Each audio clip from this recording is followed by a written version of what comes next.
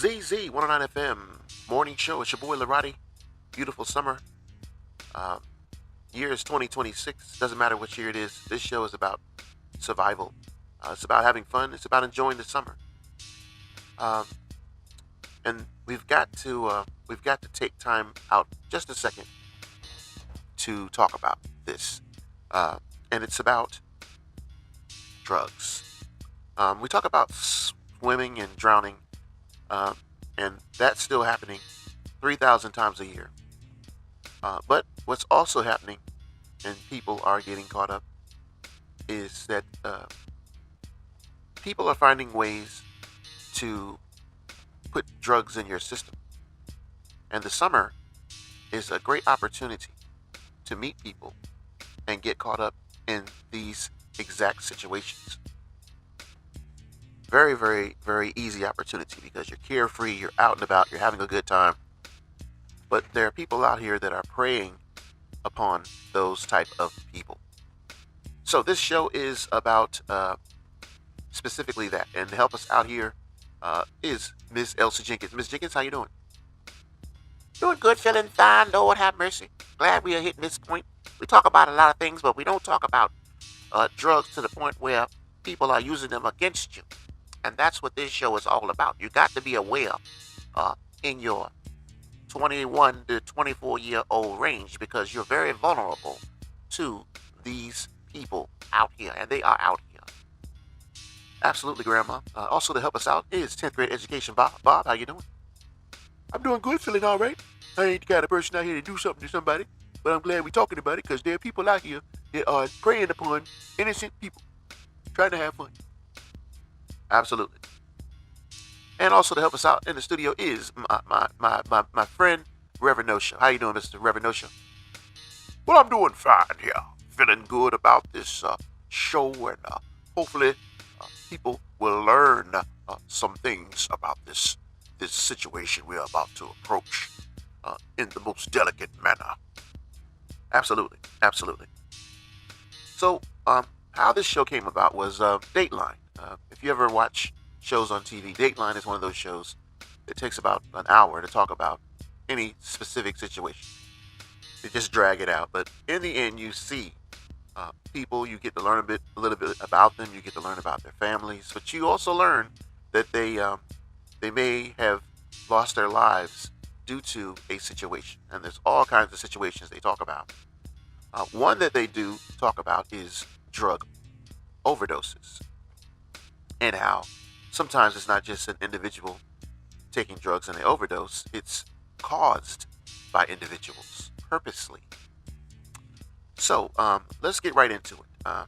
It's summertime right now. This is the best time to get out, pack your bags, go have a good time, and be free.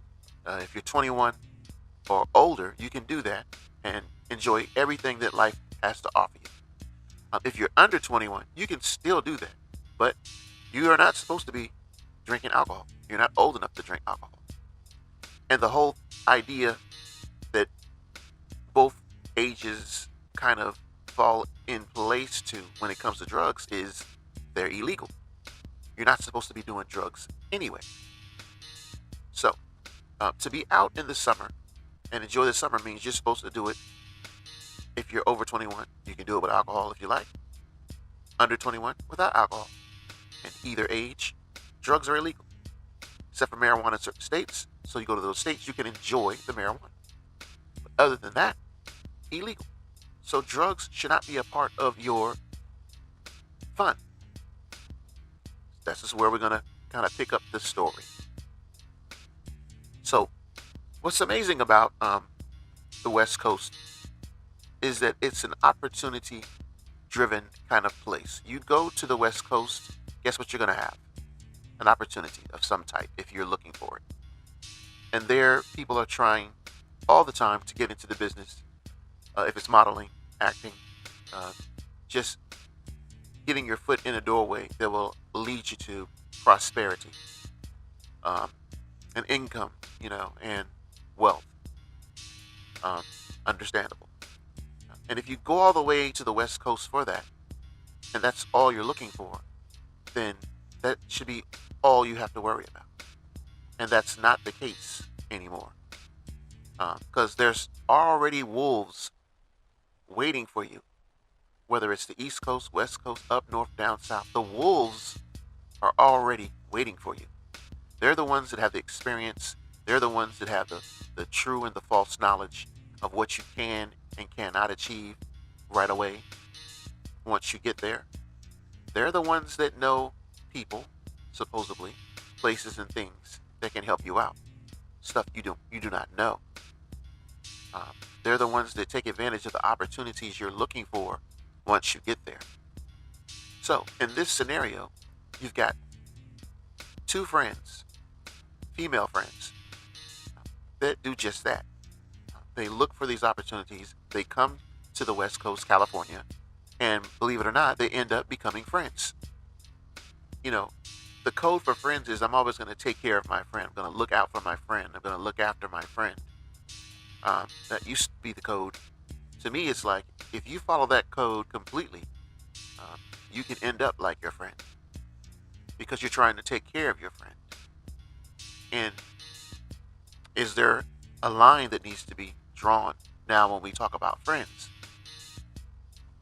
Maybe, maybe not. Once you get done hearing this story, maybe you'll think twice about the idea of friends.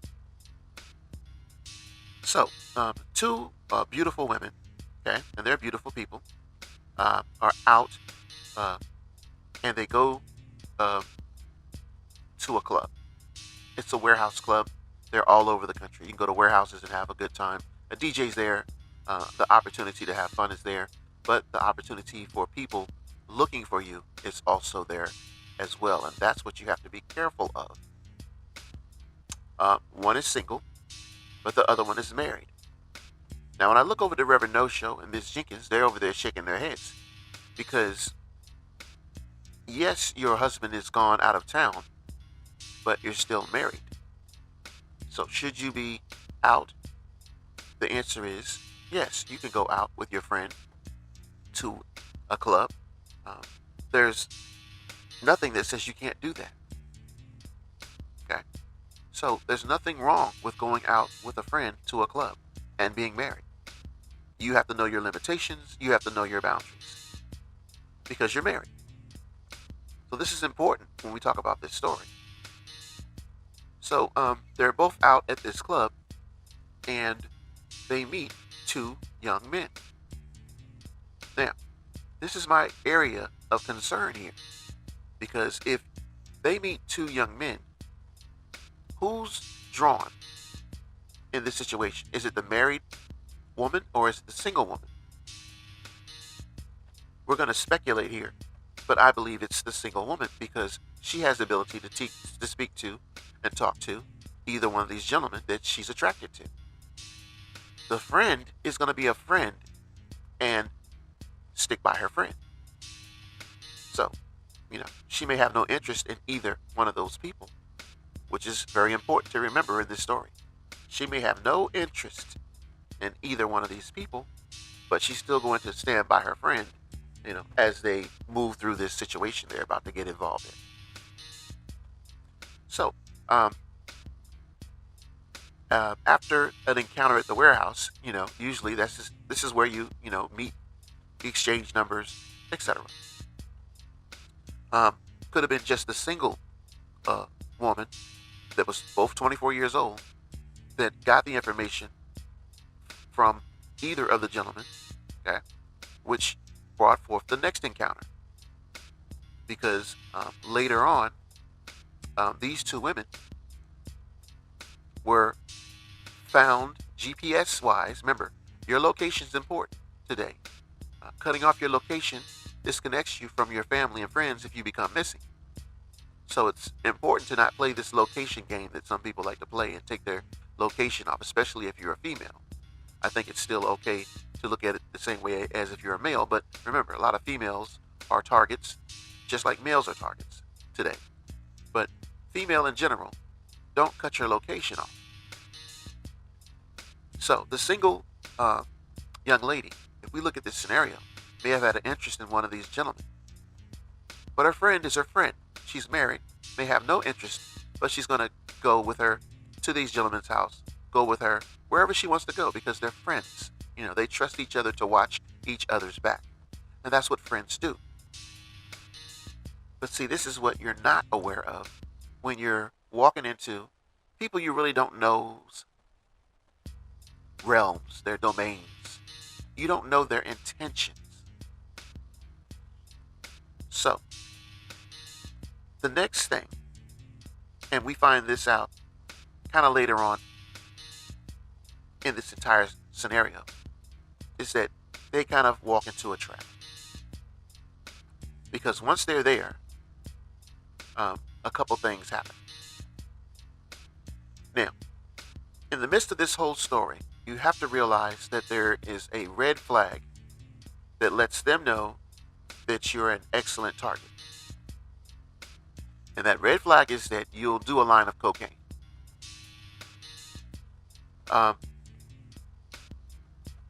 Basically just lets them know that they can get this in your system, then it's free game to get other drugs in your system that will incapacitate you. Now, the two men who really initially denied everything. One of the two men has done this before to 50 or to 100 different women. This is what we're finding out in the end of this. So when you look at these two young ladies going into his domain, let's specifically say that it was a trap from the beginning. 100 people, and when you think about it, from ages X, Y, Z, a lot of times you don't realize what has happened to you until it's too late. And if you do that line of cocaine, it kind of clouds the scenario to make it seem as if, well, you did cocaine. These other drugs are just other drugs you did in conjunction with that. But see, this whole scenario was set up to do exactly that. Because if they got caught, the whole story would be, you were doing drugs anyway. These are drugs that you were doing, and you overdosed. So that word overdose, we've heard that word overdose in the last 4 years 1,000 times over. It is like the second most prevalent word we hear is overdose. And after watching this show, it's starting to kind of make sense. It's starting to make sense. If someone is like this gentleman, this is one person on the planet. How many monsters out there are like him that are doing this and getting away with it? Let's just make it a simple number. Let's say there's 250,000 people, male or female, that have this system down so smoothly that in the end, no one really can tell whether the overdose is because you just took too many drugs, took bad drugs, or you actually fell into one of their traps. Now, let's fast forward this scenario.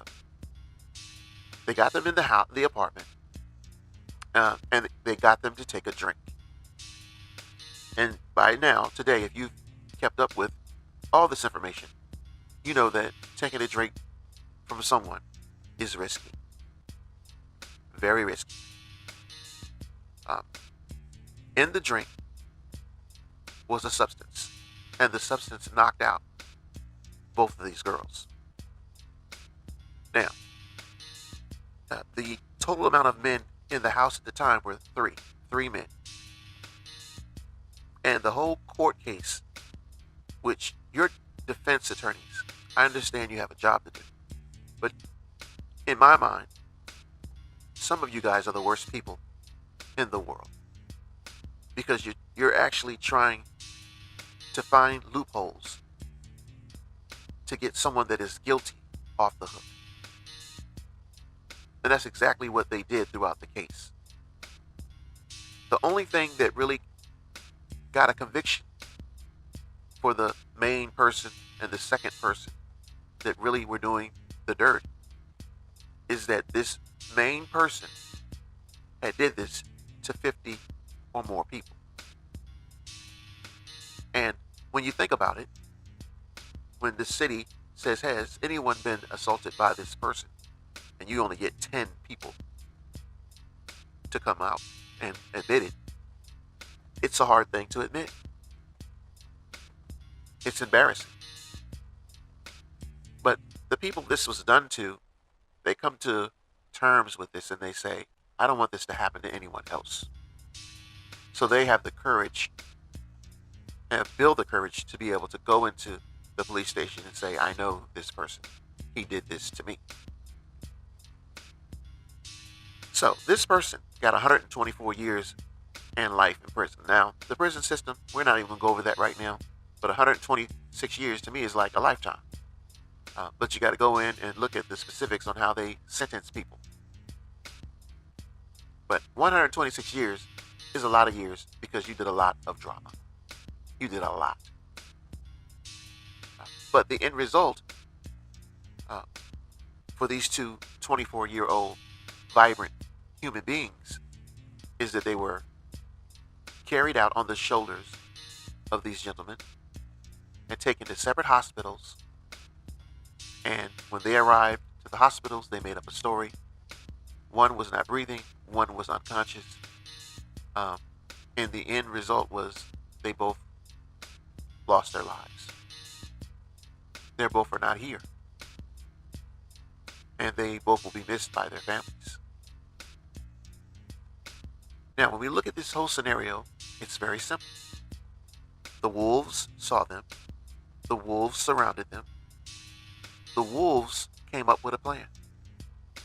And once they got caught in their den of wolves, the wolves attacked. Now, between the two young ladies, evidence on one showed signs, or both of them actually, showed signs of sexual assault. And DNA evidence was found on one of the ladies. So to me, I thought it was a clear and cut case. But the defense attorney's job is to discredit you in the midst of a crime committed against you. And this is the sad part of the system, because they're up there talking bad about you, saying, well, you did cocaine, which is what they wanted. That's a red flag that kind of lets them know that they have a good victim. Someone that will take the cocaine, then this will kind of mix in with the other drugs. And if anything happens, they're going to just make you look like, well, you did cocaine, and these are other drugs you did, and these are issues that you caused yourself to have. But see, the point that these guys were missing was, number one of these girls was married. One of these girls was married. So would she be willing to involve herself in this? And you'll see between the two of them, she was the one that had the GHB in her system. They both had fentanyl and they both had cocaine. But see, the GHB is for those feisty fighters. See, the single young lady may have not been that feisty fighter because she doesn't have that commitment of marriage surrounding her mindset. But the other one did. So they had to give her a little bit extra something to make sure they knocked her off her feet, or she wasn't going to cooperate. See, this is common sense. And that's why only one of them had GHB in their system. These people think everything through. But when you look at the two young ladies and you see they're not both single, one is married, red flag immediately comes up. Why is she even at this apartment with these gentlemen? Is she the type of person that would do this to her husband? Or is she being placed in a scenario that she has no control over? And the first thing the defense attorney wants to do is blame the fact that they're young and they do cocaine and they're loose and they're irresponsible ass women. And they do this all the time. Yep, all the time. They discredit them in front of their families in the courtroom. These are two bright young people that made mistakes. In a world where wolves are present. and they lost their lives at 24 years old, simply because somehow they had cocaine in their system. But when they were approached to go to this residence, come in for a second. Got something to show you. Come in for a second. Let's something I got to do real quick. You get into this setting, and hey, you guys want a drink? Someone that kind of gained your trust to a certain extent, where you're like, these guys are, helping me do this, that, and the other. They know people, blah blah blah. They've got a little bit going on for themselves. Why not? One drink's not gonna hurt. Well, one drink in this day and age, the year of 2026, can be the last drink you ever drink. When you have cocaine, fentanyl, and GHB in your system. And the fentanyl and GHB are the areas that knock you on your ass. So, Ms. Jenkins, let's go into these areas real quick. You can start with whatever you want to start with. Well, let's take a look at this whole scenario here. Lord have mercy. It's heartbreaking, when you look at the family members looking at their young people.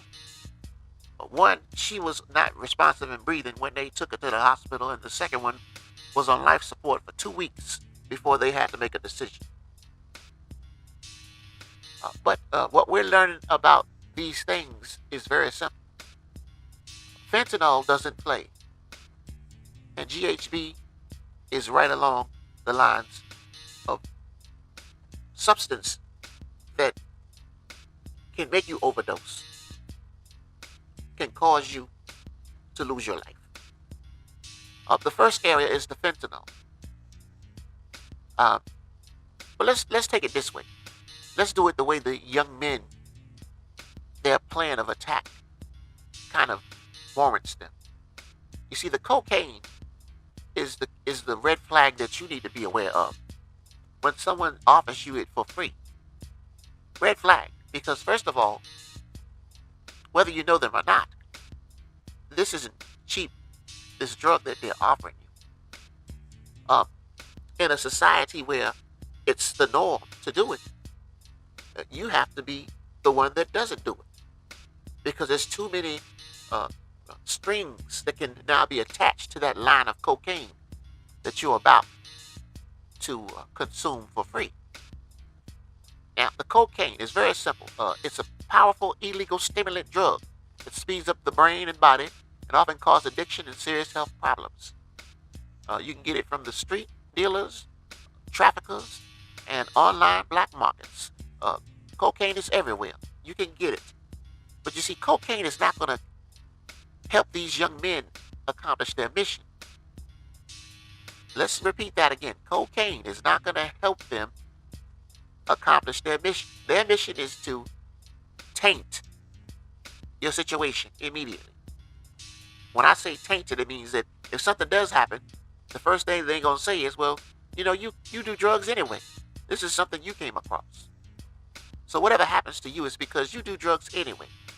That's what that cocaine amount is going to kind of whitewash in this entire scenario. So remember, their intentions is eventually to sexually assault you. And they can't sexually assault you if you're alert. And cocaine is going to alert you and stimulate you. It's powerful. It speeds up the brain and the body. Okay? So you got to realize that the cocaine is not going to get you in that bedroom and get you doing what they need you to do. But it's going to kind of taint your situation. It's going to be a key player in making you look like a bad person to begin with. You do cocaine. You don't know any better. And these other drugs you did are just drugs that you did, and you caused yourself to overdose. Now, what they're counting on is the fentanyl. The fentanyl is a highly potent synthetic opioid that can cause overdose in extremely small amounts and is responsible for many accidental or purposely done deaths. Let's add that part. Ways people encounter it. Street drugs being mixed into cocaine, pills, and heroin. See, you're not knowing that they're doing this. fake prescription pills, Perks, Oxy, Xanax, but they can also contain fentanyl and illicit trafficking networks. You know, the illegal networks that move and distribute it through the criminal supply chains. So it's very simple, very, very simple. This fentanyl is the gateway to slowing you down. It's the gateway to getting the control over you. Now, the important part that these gentlemen know is they can only give you so much fentanyl. Too much fentanyl will knock you out and take you out completely. And what was amazing about this hideous criminal that did this to these two women was he made the statement that dead girls don't talk. So his confidence in the amount of fentanyl he could provide any given person was overwhelming.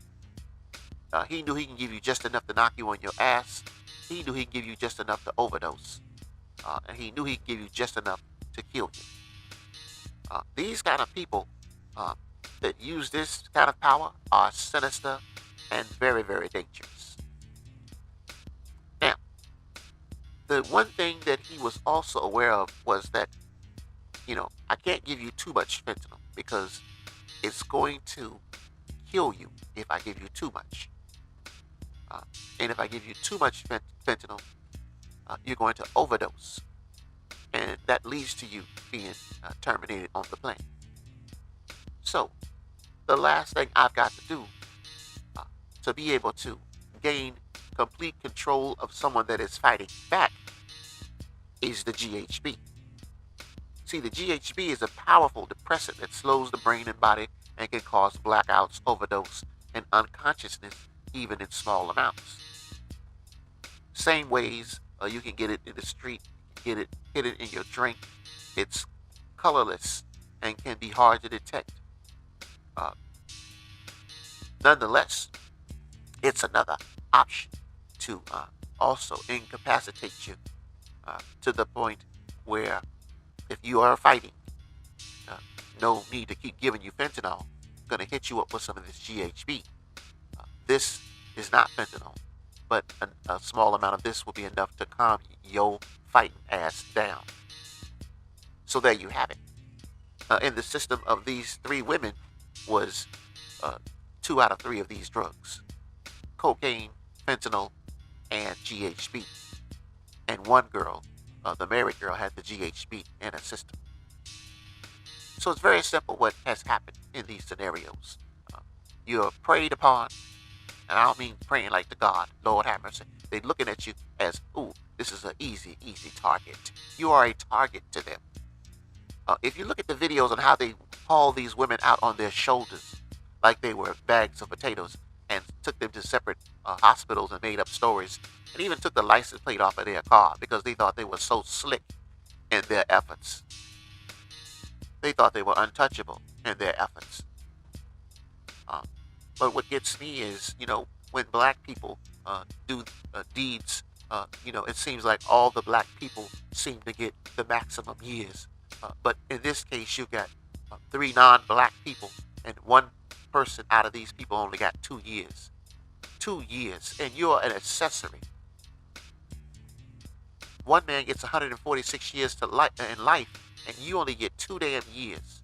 Yet you did nothing. Now, one of them took a video of them laying on the couch on their way to be unconscious, per se. One was sitting up, but the other was kind of laid back on the couch because the concoction was wearing on her. It was starting to wear on her, and she was going basically down. But if you're able to sit there and record these people, yet you do nothing to help these people, and then these things happen to these people, you are an accessory, and you should have gotten 146 years as well. Now, to kind of roundabout end this situational conversation we're having, let me tell you something. Don't let these 3 men fool you. Because when you've got 2 women, beautiful women, that are incapacitated, do not believe that all 3 of them are not going to have sex with them. You a damn fool if you believe that. Because these three men in this apartment have knowledge of these two women, and one's DNA was found, and this is the one that got the 146 years. Of course, his DNA is on her because he's so confident that he has gotten away with this, that he doesn't need to use protection. But I can assure you that if you saw no DNA on the other, it's because they used protection. They tried to clean up the scene. And under the fingernails of one of the young ladies was the DNA of the gentleman that got 146 years that did this to 50 or more women in his lifetime. This summer is a summer where you can go out and you can have a good time, have fun. But you have to be careful to not go out and set your drink down and go away and come back to your drink. You cannot do that. Back in the 70s and 80s, you could do that. You could go back to your drink and your drink is still there and there's nothing wrong with it. But this day and age in 2026, you cannot set your drink down and then walk away from it and go back to your drink. Your drink, as far as you're concerned, has been tainted. Someone has put something in it. And it only takes a few drops to knock you to a point where you can't walk. And when we talk about the friends, friends are tight friends, work together. Friends have good times and bad times. But when you become best friends, you're best friends until the end. But you have to be careful, because one thing we do as best friends, we go with our friends. If you're going to go to this guy's house, I'll go with you. But I don't want to stay here too long. This is a scenario that we used to do as friends. We supported our friends. You see a guy you like, you go ahead, you walk down there with him, you go to the house, you sit there, you have no interest in him or his brothers or his family members or friends, but you're there to support your friend because she likes somebody there. That's what we do. But the problem with this is you don't know what the intentions are. And when they see you, you're not a threat to them, because they can give you the same concoction they gave her with a little bit of GHB in it to knock your ass out as well. So supporting your friend could not only mean that your life ends, but your friend's life ends as well. And all you're trying to do is be a good friend and go with her to make sure nothing happens to her. But as you look at this scenario, these two ladies here were set up and carried out via a video camera outside the house. This evidence is all present. But yet, defense attorneys still try a way to discredit. These men have these ladies over their shoulder, 6 hours in the apartment, 1 hour apart, as they're leaving and taking each body to different hospitals. And you're telling me that these two women are the reason that they cause their own issues and problems? You don't carry people over your shoulder when they're sick, when they're unconscious. You call medical attention. You call 911. You get the medics there first to evaluate and see if they need to do CPR. Because CPR would be the first thing you want to do initially if someone stops breathing. But see, they had no intentions of doing CPR. They had no intentions of getting them help.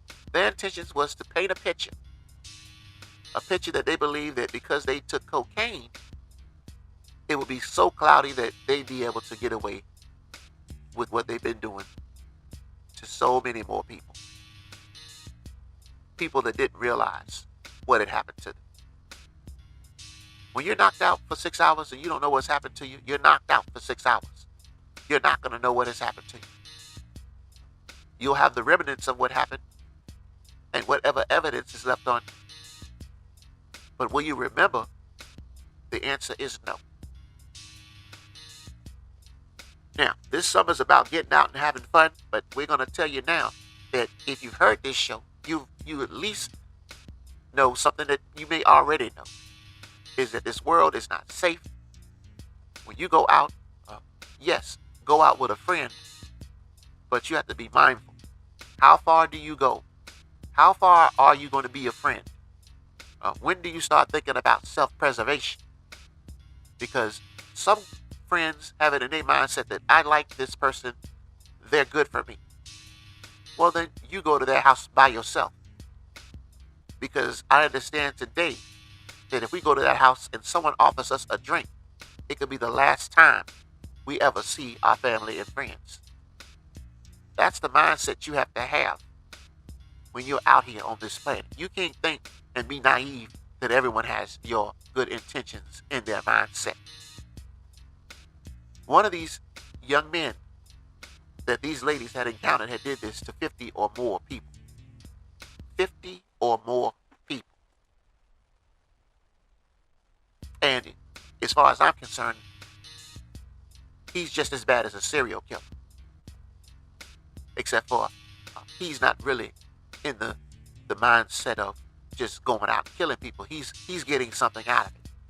It's sexual gratification at the expense of you being discombobulated from a concoction that he made for you to drink. ZZ109FM, this Elsie Jenkins, Lord have mercy, Reverend No Show. What do you think about this entire situation? As I look at this situation, Miss Jenkins, I'll tell you now. If you're married, you've got to be very careful because I believe a lot of times these are tests. Tests to determine your discipline, your loyalty. You cannot fail these tests. Now, this young lady married, husband out of town. Going out is fine, but sometimes you have to choose the lesser. You have to look at your opportunity to be a wife, your opportunity to be faithful, your opportunity to be loyal. And you have to say, I'm not going to be able to make it to this event. You can't have your cake and eat it too. And going out and having fun is not having your cake per se. But going out is putting yourself in a situation, putting yourself at harm's risk, putting yourself at a temptation that may test exactly what I mentioned. You've got to be mindful. You've got to be careful. Now, single people are single people. You get out here and you make choices. That's what life's all about. But you have got to be mindful of this information that we've put out here today because there are people that have intentions before you get to the club, before you get to the warehouse, before you get to the event. They already are looking for you. Someone that is young, vibrant, and just trying to have a good time and meet people and be themselves. ZZ109FM, hottest radio station on the planet. I listened to this show and it was heartbreaking because, at any given time in our lifetimes between 21 and 24, this could happen to any of us. These are our carefree years. We're still kind of learning, but nonetheless, these are our carefree years. We are at our most vulnerable in this window. We are still trying to determine where we want to go, who we want to be, but we're present and powerful on the planet. But today, you have to be very careful, because there's so many different things out here, new things out here that can basically slow you down, incapacitate you, and allow you to become prey to others. Simple drink, a simple contact of a substance, and you're now unable to protect yourself. Beautiful show. I think it's a show we had to do because, watching and looking at all the things happening on this planet, from drownings to, these situations where you go out one night and no one hears from you again. It's sad. It's sad to see that there are people on this planet that prey on other people. and I don't think this situation is going to ever end. I don't think it's ever going to stop. I think there's always going to be people out here preying on other people. ZZ109FM, hottest radio station on the planet. You guys have a beautiful summer. Be safe. Remember, if you're out there in the water swimming, make sure you don't go too far out. Make sure you take a listen to some of our future shows. We've got images now to help you if you fall into the water. And we're going to kind of put this all together to make sure that we try to inform everyone to be mindful about water, pools, anything out there that could cause you to leave the planet sooner than you would like. Have a beautiful rest of your summer. Take care.